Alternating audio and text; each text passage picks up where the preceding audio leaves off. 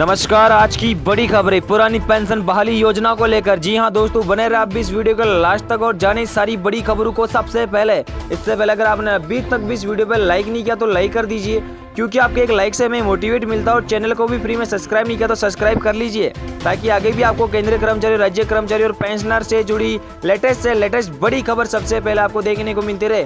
तो चलिए आगे बढ़ते हैं इन बड़ी खबरों की ओर। आज की सबसे बड़ी और पहली खबर है कि सरकारी कर्मचारियों के लिए खुशखबरी है। ओपीएस पर फैसला वापस लेगी राजस्थान सरकार। जी हां दोस्तों, आपको बता दें कि राजस्थान विधानसभा चुनाव से पहले अशोक गहलोत सरकार प्रदेश में ओल्ड पेंशन स्कीम को बड़ा मुद्दा बनाने में जुटी है। ये मुद्दा न सिर्फ राजस्थान बल्कि दूसरे चुनावी राज्य में भी विधानसभा चुनाव से पहले अहम हो गया।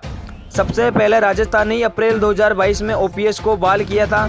राजस्थान के बाद दूसरे कांग्रेस शासित राज्यों ने भी इसे अपनाया, तो भाजपा शासित राज्य भी इसकी संभावना को टटोल रहे हैं। आपको बता दें कि कई राज्यों में कर्मचारी संगठनों ने सरकार पर दबाव बढ़ा दिया। एनपीएस पर फिर से विचार करने से इनकार कर चुकी है। केंद्र सरकार ने राजनीतिक मजबूरी की वजह से इसकी समीक्षा के लिए एक समिति बनाई है, जो नेशनल पेंशन स्कीम को कर्मचारियों के अनुकूल बनाने पर विचार करेगा। आपको बता दें कि एनपीएस के तहत कर्मचारी वेतन और महंगाई भत्ते का 10% अंशदान देते हैं, और इतना ही राज्य सरकार भी जमा करती है। एक अधिकारी ने बताया कि राजस्थान में सरकारी कर्मचारियों के 52,472 ओपीएस अकाउंट है। अभी तक सरकार ने 14,171 करोड़ रुपए अंशदान के रूप में जमा कराए, जबकि कर्मचारियों ने 14,167 करोड़ रुपए दिए। बाजार दर पर ब्याज जोड़ा लिया जाए तो रकम 40,157 करोड़ रुपए होगी। जी हां, आपको बताया कि राजस्थान में ओपीएस लागू करने के बाद राज्य सरकार ने 19 मई 2022 को एक नोटिफिकेशन जारी किया था कि कर्मचारियों को एनपीएस के लिए किए गए अंशदान को ब्याज समेत राज्य सरकार को लौटाना होगा। सरकार ने उसकी ओर से और कर्मचारी की ओर से दिए गए अंशदान को लेकर जनरल रेवेन्यू हेड के तहत जमा कराने को कहा था। हालांकि राज्य सरकार अब इस नोटिफिकेशन को बदलने की तैयारी में, ताकि केंद्र सरकार की ओर से संभावित आपत्ति की गुंजाइश न रहे। इस बात की संभावना है कि केंद्र सरकार कर्मचारियों के अंशदान को लेकर पर आपत्ति लगा सकती है। वित्त विभाग के एक अधिकारी ने कहा, क्योंकि पैसा तकनीकी तौर पर कर्मचारियों का है, इसलिए राज्य सरकार इसे अपने राजस्व के तहत नहीं दिखा सकती है। आपको बता दें कि अधिकारी ने यह भी बताया कि राज्य सरकार pension fund regulatory and development authority से संपर्क करके एनपीएस में दिए गए 14,000 करोड़ रुपए का अपना अंशदान मांगेगी। सरकार कर्मचारी की ओर से एनपीएस में दिए गए अंशदान को जनरल प्रोविडेंट फंड में जमा कराएगी, जिन्हें 2021 में खोला गया था। आपको बता दें कि 1 जनवरी 2004 के बाद नियुक्त 5.24 लाख सरकारी कर्मचारियों में से 3,554 अप्रैल 2022 में रिटायर हो चुके हैं, लेकिन उन्हें अभी पेंशन का लाभ नहीं मिल पाया, क्योंकि केंद्र सरकार ने फंड रिलीज नहीं किया। सवाल ये भी है कि राज्य को केंद्र से एनपीएस फंड कैसे मिलेगा। केंद्र ने कई मौकों पर स्पष्ट किया कि नेशनल सिक्योरिटी डिपॉजिटरी लिमिटेड में जमा एनपीएस फंड राज्यों को वापस नहीं मिलेंगे। आपको बता दें कि नई पेंशन योजना कर्मचारी संघ राजस्थान के राज्य समन्वयक विनोद कुमार ने कहा कि राज्य को केंद्र से धन वापस लेने का अधिकार है। उन्होंने कहा, पेंशन राज्य का विषय और केंद्र को उन राज्यों को धन जारी करने की अनुमति देनी चाहिए जिन्होंने ओपीएस को बहाल किया था। जी हां दोस्तों, आपको ले चलते दूसरी बड़ी खबर की ओर। नई बनाम पुरानी पेंशन का विवाद चुनावी वर्ष में बन गया बड़ा मुद्दा। जाने क्या है पूरा मामला। जी हां दोस्तों, सरकारी कर्मचारियों की पेंशन की समस्या का संतोषजनक समाधान जरूरी है।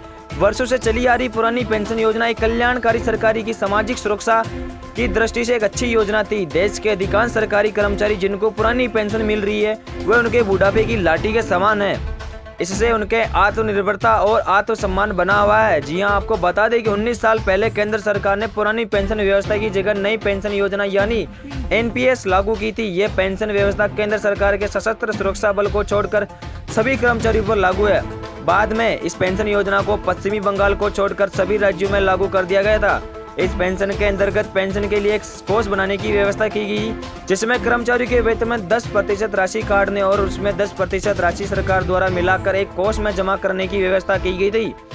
आपको बता दें कि उस कोष के लिए एक नियामक संस्था बनाई गई, जो इस राशि का सरकारी बॉन्ड और कुछ प्रतिशत पूंजी बाजार में शेयरों और अन्य प्रतिभूतियों में निवेश करती है।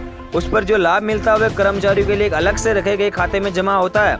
कर्मचारी की सेवानिवृत्ति पर इससे खाते में 60% राशि वह एक मुश्त निकाल सकता है, और शेष 40% राशि को जीवन बीमा निगम सहित 4 अन्य कंपनियों की पेंशन योजना में से किसी एक को चुनने का विकल्प दिया जाता है। आपको बता दें कि बाद में वही कंपनी कर्मचारी को उसकी जमा राशि के आधार पर उसके द्वारा चुनी गई योजना के अंतर्गत पेंशन की गणना करके प्रति माह पेंशन देती है। ये राशि आजीवन स्थिर रहती है, जबकि पुरानी पेंशन योजना में कर्मचारी के सेवानिवृत्ति होने के समय वेतन की लगभग आधी राशि पेंशन के रूप में मिलती है। सरकार द्वारा घोषित महंगाई भत्ता और वेतन आयोग का लाभ भी उसमें मिलता है। आपको बता दें कि वर्तमान दरों के अनुसार एनपीएस में प्रति 1 लाख रुपए की जमा राशि पर कर्मचारी की 500-600 रुपए प्रति माह पेंशन बनती है। इस प्रकार इस कोष में अगर कर्मचारी के 10 लाख रुपए जमा हो तो उसकी पेंशन 5,000 से 6,000 रुपए प्रति माह बीच रहती है। मान लीजिए किसी व्यक्ति का नई पेंशन योजना के अंतर्गत पिछले 10 साल में उसका अंशदान कट रहा है और सरकार भी अपना अंशदान मिलाकर जमा करा रही है। इस प्रकार उसके पेंशन कोष में अब तक सब लगभग 15 लाख रुपए जमा हो चुके हैं और 15 साल उसकी नौकरी और शेष जिसमें 25 लाख रुपए और जमा हो जाएंगे। इस प्रकार कुल 50 लाख रुपए से अगर वह 60% राशि निकाल ले तो शेष बचे 20 लाख रुपए के आधार पर उसकी पेंशन 600 रुपए प्रति लाख माने तो उसकी अधिकतम 12,000 रुपए महीना पेंशन मिलेगी। अगर वह 60% निकाले तो भी पेंशन लगभग 30,000 रुपए बनेगी, वे भी बिना महंगाई भत्ता, बिना वेतन के आयोग के लाभ, बिना मेडिकल सुविधा के। ये जीवन भर उतनी बनी रहेगी। आज से 15 साल बाद एक सामान्य व्यक्ति 12 या 30,000 रुपए में क्या कर सकेगा, इसका सहज भी अनुमान लगाया जा सकता है। आपको बता दें कि 2004 में जब ये पेंशन योजना लागू हुई तो कर्मचारी को शुरू में सहज और आकर्षक लगी, लेकिन जब कोई कर्मचारी बीच में सेवानिवृत्ति हुआ और उसको मिलने वाली पेंशन की राशि का पता चला तब उसको समझ में आया कि ये पेंशन तो पुरानी पेंशन की तुलना में कुछ भी नहीं है। तब उसने खुद को ठगा सा महसूस किया। धीरे धीरे इस योजना का विरोध शुरू हो गया। केंद्र और राज्य सरकार के कर्मचारी समय समय पर अपना विरोध दर्ज कराने लगे। कई बार बड़े स्तर पर नई पेंशन योजना की जगह वापस पुरानी पेंशन शुरू करने की मांग उठनी शुरू हो गई है। ये मांग किसी न किसी के रूप में पिछले 10 वर्षों से उठ रही है। इस सरकार ने भी गंभीरता में नहीं लिया, जबकि इनमें बड़ी संख्या में कर्मचारी शामिल हुए थे। नई की जगह पुरानी पेंशन का मामला तब तूल पकड़ गया जब पिछले साल राजस्थान सरकार ने नई पेंशन योजना को समाप्त करके उसके स्थान पर पुरानी पेंशन योजना को वापस लागू किया था। राजस्थान के बाद छत्तीसगढ़, झारखंड, हिमाचल प्रदेश और पंजाब सरकार ने भी पुरानी पेंशन योजना लागू कर दी थी। आंध्र प्रदेश में नई पेंशन योजना का संशोधित रूप लागू है। आंध्र सरकार की पेंशन योजना के तहत अगर कोई कर्मचारी अपने मूल वेतन पर हर महीने 10% राशि जमा कराता और उसमें राज्य सरकार अपनी तरफ से 10% राशि जमा करके उसको सेवानिवृत्ति के समय अंतिम वेतन की 33% राशि गारंटी पेंशन के रूप में प्रदान करती है। अगर कर्मचारी प्रति माह 14% जमा कराता तो उसे 40% तक राशि गारंटी पेंशन मिल सकती है। ये पेंशन लाभ वर्तमान एनपीएस की तुलना में काफी अच्छे हैं। जी आपको बता दें कि चुनावी वर्ष होने के कारण कई विपक्षी दल नई पेंशन योजना की जगह पुरानी पेंशन लागू करने का वादा कर रहे हैं। महाराष्ट्र और हरियाणा की सरकार ने भी पुरानी पेंशन बहाल करने का आश्वासन दिया है। केंद्र सरकार पर भी इस मामले में लगातार दबाव पड़ रहा है। उसने नई पेंशन योजना में अपने अंशदान को 10% से बढ़ाकर 14% कर दिया है। फिर भी कर्मचारी की मांग और दबाव कम नहीं हुए। कर्मचारियों का तर्क है कि एमएलए, एमपी, मंत्री वगैरह पर एनपीएस क्यों नहीं लागू है। वे जितनी बार चुने जाते हैं उतनी बार उनका पेंशन लाभ बढ़ता जा रहा है। फिर सरकारी कर्मचारी जो अपनी जीवन का स्वर्णिम काल सरकारी सेवा में लगा देते हैं, उनको पेंशन लाभ देने में इतनी आनाकानी क्यों की जाती है। अगले आम चुनाव के मद्देनजर में केंद्र सरकार को भी इस मुद्दे पर ध्यान देने की विवश होना पड़ा है। हाल ही में केंद्रीय वित्त मंत्री ने भी नई पेंशन योजना को और आकर्षक बनाने के लिए एक समिति गठित करने की घोषणा की। 4 सदस्यीय समिति का स्वरूप भी स्पष्ट कर दिया गया है। समिति का अध्यक्ष वित्त सचिव होगा और इसमें 3 और सदस्य होंगे, जिनमें कार्मिक और प्रशिक्षण विभाग के सचिव, वित्त विभाग के विशेष सचिव और पेंशन फंड नियामक एवं विकास प्राधिकरण के चेयरमैन होंगे। यह समिति मौजूदा राष्ट्रीय पेंशन की व्यवस्था और संरचना में बदलाव की जरूरत की चिन्हित करे हुए सरकारी कर्मचारी के पेंशन में सुधार संबंधी सुझाव देगी। आपको बता दें कि सरकारी कर्मचारियों को पेंशन की समस्या का संतोषजनक समाधान जरूरी है। वर्षों से चली आ रही पुरानी पेंशन योजना एक कल्याणकारी सरकारी की सामाजिक सुरक्षा की दृष्टि एक अच्छी योजना थी। देश के अधिकांश सरकारी कर्मचारी जिनको पुरानी पेंशन मिल रही है वह उनके बुढ़ापे की एक लाठी के समान है। इसमें उनमें आत्मनिर्भरता और आत्मसम्मान बना हुआ है। जब सेवानिवृत्ति व्यक्ति कोई और काम करने की स्थिति में नहीं रहता तब उसको अपनी जीवन यापन के लिए किसी के समान हाथ फैलाने की जरूरत न पड़े। इसके लिए पुरानी पेंशन जरूरी है। सरकार को पुरानी पेंशन देने पर गंभीरता से विचार करना चाहिए। इसके लिए अतिरिक्त संसाधन जुटाने के लिए ऐसे प्रयास करने चाहिए जिनमें आम आदमी पर बोझ पड़े, बिना आवश्यक राशि की व्यवस्था हो सके। इसमें अगर बहुत कठिनाई आती है तो आंध्र प्रदेश सरकार द्वारा लागू पेंशन मॉडल को और अधिक आकर्षक बनाकर लागू किया जा सकता है। कुल मिलाकर पेंशन के मुद्दे पर संतोषजनक समाधान जरूरी है, अन्यथा यह मुद्दा आम चुनाव और राज्य के चुनाव में पार्टियों के गले की हड्डी बन सकता है और इसकी खामियाजा उनको भुगतना पड़ सकता है। जी हाँ दोस्तों, आपको ले चलता है तीसरी बड़ी खबर की ओर।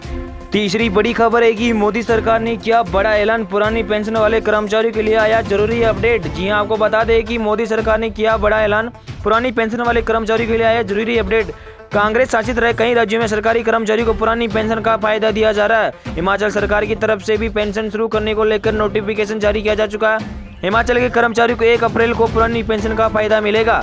कर्नाटक और महाराष्ट्र सरकार के कर्मचारी पिछले काफी समय से पुरानी पेंशन को लागू करने की मांग कर रहे हैं। पिछले कुछ दिनों से केंद्रीय कर्मचारी को भी पुरानी पेंशन को लागू करने की मांग कर रहे हैं। आपको बता दें कि वित्त राज्य मंत्री भगवत कराड़ा ने राज्यसभा में दिया था जवाब। इस मामले पर चर्चा के दौरान वित्त राज्य मंत्री भगवत कराड़ ने राज्यसभा में जवाब दिया कि उन्होंने अपने जवाब में साफ किया कि केंद्र सरकार किसी भी तरह पुरानी पेंशन को बहाल करने के प्रस्ताव पर विचार नहीं कर रही है। मोदी सरकार ने किया था बड़ा ऐलान और कहा था कि उन्होंने कि जो राज्य सरकार पुरानी पेंशन योजना में वापसी की इच्छा रखती है, उन्हें एनपीएस के तहत इकट्ठा हुए फंड की वापसी नहीं मिलेगी। इसको लेकर पीएफआरडीए के अधिनियम में किसी तरह का प्रावधान नहीं है। बीजेपी सरकार ने कहा किसी तरह की वापसी का प्रावधान भी नहीं है। आपको बता दें कि मोदी सरकार की तरफ से बताया गया कि पुरानी पेंशन योजना ओपीएस को बहाल करने वाले गैर बीजेपी शासित राज्यों द्वारा एनपीएस में इकट्ठा हुए फंड की वापसी की मांग की जा रही है। उन्होंने कहा एनपीएस में फंड की वापसी के लिए पीएफआरडीए के तहत अधिनियम में किसी तरह का प्रावधान नहीं है। मोदी सरकार ने किया बड़ा ऐलान और कहा है कि राजस्थान, झारखंड, छत्तीसगढ़, हिमाचल प्रदेश और पंजाब सरकार की तरफ से पुरानी पेंशन बहाल करने के फैसले पर केंद्र को सूचित किया गया था। इन राज्य सरकार ने एनपीएस के तहत इकट्ठा हुए राशि को वापस करने का अनुरोध भी किया है। जी आपको बता दें कि कराड़ा ने नई पेंशन के निधि विनायक और विकास प्राधिकरण अधिनियम 2013 के तहत कोई प्रावधान नहीं है जिसके तहत अभिदाताओं के संचित कोष को वापस किया जा सकता है। कराड़ा ने बताया कि केंद्र सरकार के 1 जनवरी 2004 के बाद भर्ती हुए केंद्र सरकार के कर्मचारियों के संबंध में ओपीएस को बहाल करने के किसी भी प्रस्ताव पर विचार नहीं कर रही है। 1 जनवरी 2004 से सरकारी सेवा सशस्त्र बलों को छोड़कर सभी नई भर्तियों के इस अनिवार्य पर कर दिया गया था। जी हाँ दोस्तों, तो आपको ले चलते चौथी बड़ी खबर की ओर। चौथी बड़ी खबर आई है कि निगम, बोर्ड और यूनिवर्सिटीज के 1 लाख कर्मचारियों को भी ओपीएस। जी हाँ, आपको बता दें कि पहले रिटायर्ड हो चुके कर्मचारियों को भी मिलेगी पुरानी पेंशन योजना का फायदा। आपको बता दें कि सरकारी कर्मचारियों की तरह बोर्ड, निगमों और सरकारी सहायता में चलने वाले विश्वविद्यालयों के अफसर कर्मचारियों को भी पुरानी पेंशन देने का फैसला किया है। बजट में भी की गई घोषणा के आधार पर अब वित्तीय विभाग ने आदेश जारी कर दिए। करीब 1 लाख कर्मचारियों को इसका फायदा होगा। आपको बता दें कि इसके दायरे में नगर निगम, यूआईटी, बिजली कंपनियां, निगम, बोर्ड, सरकारी उपक्रम और विश्वविद्यालयों के करीब 1 लाख कर्मचारी आएंगे। इन संस्थाओं में काम करने वाले के साथ रिटायर्ड हो चुके कर्मचारियों को भी ओपीएस का फायदा लेने के लिए वित्त विभाग ने जारी फॉर्मेट को भरकर 15 जून तक जमा करवाने होगा। वित्त विभाग ने जारी आदेशों के मुताबिक जिन संस्थाओं में पुरानी पेंशन स्कीम का फायदा नहीं होगा, उन संस्थाओं में जीपीएफ लिंक पेंशन स्कीम लागू करने के लिए नए नियम बनाकर पेंशन निधि का गठन करना होगा और इन संस्थाओं को पेंशन निधि का राशि राज्य सरकार के पीडी खाते में जमा करवानी होगी। आपको बता दें कि 12% ब्याज के साथ जमा करवानी होगी। इन ऑटोनोमस बॉडी में काम करके रिटायर्ड हुए जिन कर्मचारियों के ईपीएफ, एम्प्लॉय प्रोविडेंट फंड या सीपीएफ से एक मुश्त राशि उठा ली है, जो कर्मचारी पुरानी पेंशन का फायदा लेना चाहते हैं उनके लिए भी विकल्प है। ऐसे कर्मचारी को पुरानी पेंशन लेने के लिए विकल्प फॉर्म भरकर देना होगा। साथ ही ईपीएफ या सीपीएफ से जो एक मुश्त राशि रिटायरमेंट के बाद उठाई गई है वह पूरी राशि 12% ब्याज के साथ जमा करवानी होगी। आपको बता दें कि 15 जून तक भरकर देना होगा आवेदन। सरकार ने ऐसी सभी कार्यरत और सेवानिवृत्ति कर्मचारियों को पेंशन विकल्प फॉर्म 15 जून तक भरकर देने के निर्देश दिए ताकि 30 जून तक विभाग की ओर से सेवानिवृत्ति कर्मचारियों को जमा राशि की ब्याज की गणना की जा सके। इसके अलावा सेवानिवृत्ति कर्मचारियों को राशि जमा करवाने के लिए समय 15 जुलाई तक दिया जाएगा। आपको बता दें कि राहुल गांधी कर चुके ओपीएस के लिए सीएम गहलोत की तारीफ। जी हाँ, आपको बता दें कि विभिन्न वित्तीय अर्थ विशेषज्ञों की राय के बावजूद सीएम गहलोत कई मंचों पर से पीएम मोदी से पूरे देश में ओपीएस लागू करने की मांग कर चुके हैं। गहलोत का दावा है कि आज नहीं तो कल पीएम मोदी को देश भर में ओपीएस लागू करनी ही पड़ेगी। उधर राहुल गांधी भी भारत जोड़ो यात्रा के दौरान कई बार ओपीएस को लेकर गहलोत सरकार की तारीफ कर चुके हैं। कांग्रेस ने 2022 में संपन्न गुजरात, यूपी, उत्तराखंड, पंजाब, हिमाचल प्रदेश के चुनाव में ओपीएस लागू करने का वादा भी किया था। आपको बता दें कि 4 राज्यों में लागू हो चुकी है ओपीएस, जिसमें पहला राजस्थान, छत्तीसगढ़, झारखंड और हिमाचल प्रदेश में पुरानी पेंशन बहाली को हो चुकी है। पंजाब में नोटिफिकेशन जारी हो चुका है। कर्नाटक सरकार ने ओपीएस को लेकर कमेटी बना दी है। आप सहित कांग्रेस दावा कर रही है कि एमपी और कर्नाटक में वो सत्ता भी आती है तो ओपीएस लागू कर देगी। जी हाँ दोस्तों, आपको ले चलते इस 5वीं बड़ी खबर की ओर। पुरानी पेंशन के लिए रेल कर्मी आवाज बुलंद किए। आपको बता दें कि सचित्र 31 और 32 पीडीडीयू नगर निगम पुरानी पेंशन की मांग के समर्थन में रेल कर्मियों ने शुक्रवार को फिर से हुंकार भरी है।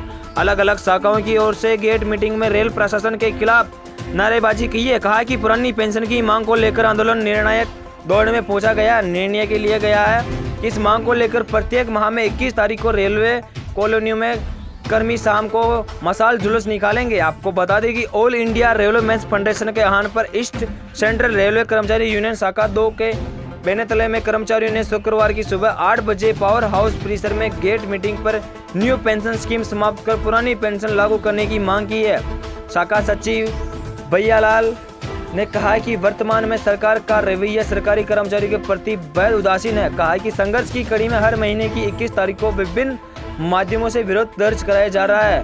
कहा कि 21 मई की शाम 5:30 बजे सभी विभाग के रेल कर्मचारी एक साथ सभी रेलवे के कॉलोनी में मसाल जुलूस निकालेंगे।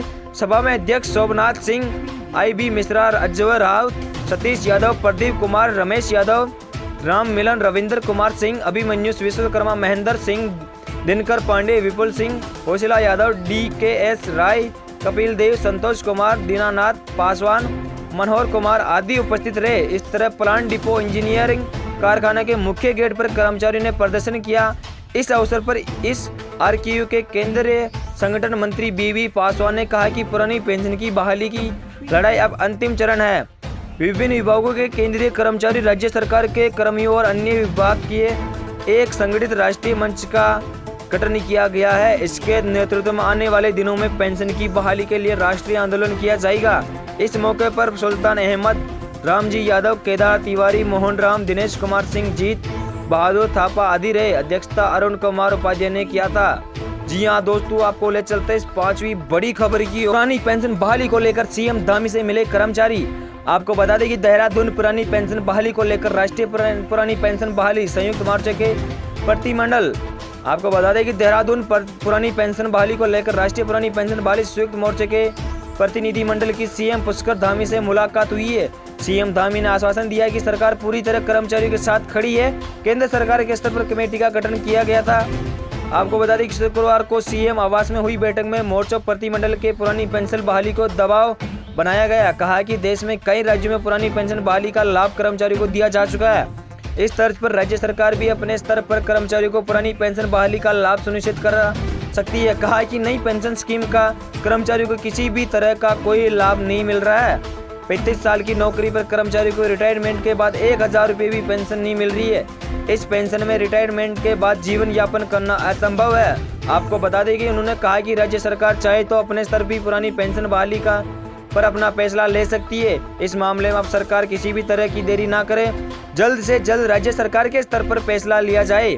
CM धामी ने कर्मचारियों को आश्वासन दिया है कि सरकार पूरी तरह गंभीर है। पुरानी पेंशन बहाली को लेकर केंद्र सरकार ने समिति का गठन कर लिया है। जल्द इस दिशा में अहम फैसला होगा। वार्ता में अध्यक्ष BPS रावत, सीतारामन पोखरियावाल, मुकेश बहुगुणा, विक्रम रावत आदि मौजूद रहे। जी हाँ दोस्तों, आपको ले चलते हैं 6ठी बड़ी खबर की ओर। पुरानी पेंशन बहाली के लिए एकजुट हुए। जी आपको बता दे कि प्रयागराज DRA ऑफिस में north central railway men's union की मिनिस्ट्रियल शाखा द्वारा सभा आयोजित की गई है, जिसमें मंडल रेल प्रबंधक कार्यालय सहित संकेतन दूरसंचार के सभी डिपो OPS की बहाली के लिए all India railway men's federation के आह्वान पर कार्यक्रम चलाया जा रहा है। इसके तहत NCRMU के महामंत्री कामरेड RD यादव के दिशा निर्देशों कामरेड DS यादव के नेतृत्व में जन जागरूकता अभियान किया जा रहा है। बताया जा रहा है कि ओल्ड पेंशन स्कीम जो पहले थी वह पेंशन हमें सभी सरकारी कर्मचारियों को चाहिए, न कि संशोधित पेंशन। इसके अलावा शाखा समिति की बैठक में DRM ऑफिस की अन्य समस्याओं पर चर्चा हुई। इस दौरान सफाई महिला कर्मचारियों के लिए कॉमन रूम, चेंज रूम व्यवस्था सुनिश्चित करने पर चर्चा हुई है।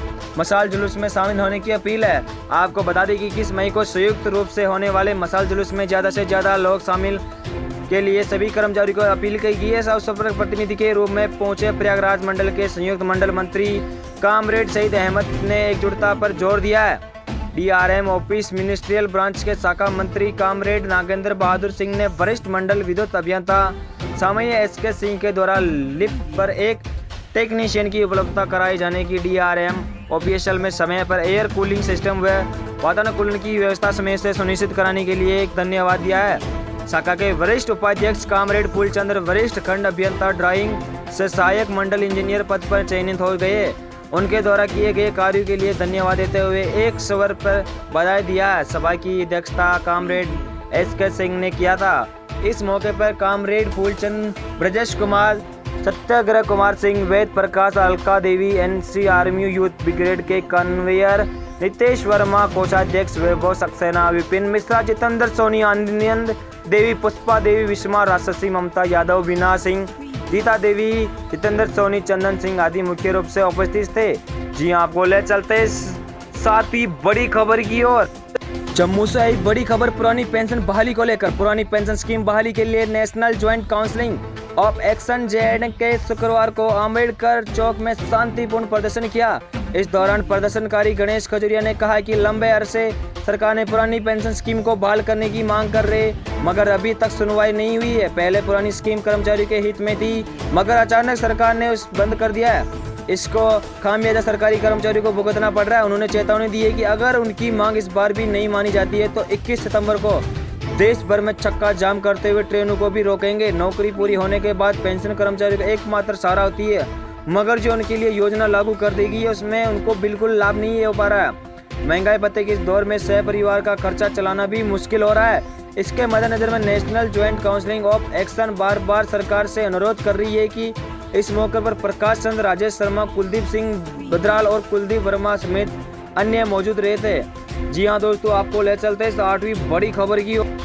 NPS समाप्त कर पुरानी पेंशन स्कीम लागू करे सरकार। सोनपुर में एक मांगों के समर्थन में ओडी शाखा और मैकेनिकल शाखा के कर्मचारियों ने किया प्रदर्शन। सोनपुरा में मांगों के समर्थन में ओडी शाखा और मैकेनिकल शाखा के कर्मचारियों ने किया था प्रदर्शन। जी आपको बता दें कि सोनपुरा मंडल में नई पेंशन स्कीम को समाप्त कर पुरानी पेंशन स्कीम को लागू करने के समेत विभिन्न मांगों के समर्थन में शुक्रवार को कर्मचारियों के संगठन ने सोनपुरा के वरिष्ठ अनुभाग अभियंता PR डिपो के कार्यालय परिसर में धरना दिया और प्रदर्शन किया। वे केंद्र सरकार के विरोध में जमकर नारेबाजी भी कर रहे थे। AIRF के आह्वान पर इसी RQ के ओडी शाखा और मैकेनिकल शाखा सोनपुर के संयुक्त तत्वाधान में धरना स्थल पर आयोजित सभा की अध्यक्षता जो ओडी शाखा सोनपुर के अध्यक्ष शत्रुघ्न प्रसाद और श्रीवास्तव ने की, जबकि संचालन ओडी शाखा के शाखा मंत्री शैलेंद्र कुमार सिंह ने किया था।